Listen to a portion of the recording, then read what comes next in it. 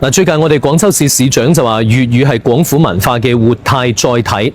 嗱，活態載體呢個詞呢，驟一聽有啲抽象，其實佢一個主要嘅表現形式就係粵語歌，即係話你只要多啲唱粵語歌呢，都係傳承緊廣府文化嘅。嗱，我哋舉個例子，陳奕迅嘅代表作《富士山下》，嗱，佢第一句呢叫做蘭露雨偏似雪花，即係話啲雨呢好似落雪。嗱，似呢個詞呢喺普通話叫做像，雨很像下雪，但係粵語用嘅係似喎。嗱，呢個詞係古語嚟㗎。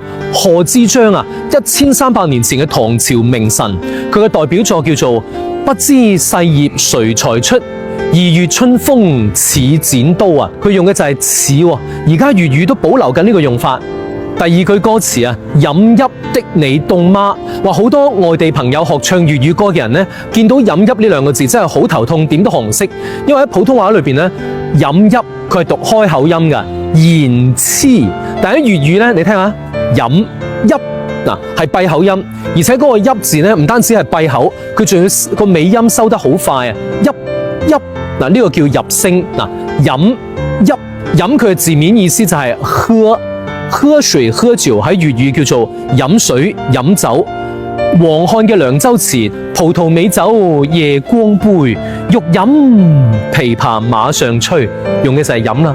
跟住後邊呢，飲泣的你凍嗎嘛？咁啊，凍呢個字呢喺普通話呢係一般係用冷，哇好冷啊！粵語叫我好凍嗱。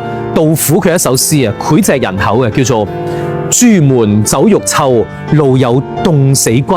第三句叫這風褸，我給你磨到有襟花。風褸即係風衣，但係衣同褸呢又係唔同嘅。嗱，你見到入邊呢件呢叫衣，出邊呢件叫褸。褸係古代嘅用法，即係話合埋之後中間呢度係冇布嘅，呢個位係吉出嚟嘅。呢啲外套呢叫做褸。咁啊，因為以前呢係冇拉鏈噶嘛，所以廣府人呢如果翻風落雨出去着嗰啲呢，咁樣合埋之後中間呢個吉出嚟嘅呢啲真係叫做風褸雨褸噶。而家都仲係咁用緊，而且褸仲可以作動詞嘅喎。譬如話，喂，今日風大啊，你出門啊，褸多件衫啊。所以呢句歌詞呢就係話你送俾我嗰件風褸啊，我成日都着，跟住又成日洗，時間長咗呢，咁喺呢個襟嘅呢個部位啊，咪起咗毛邊，有少少爛茸茸，咁就好似一朵一朵花咁啦，就叫做襟花。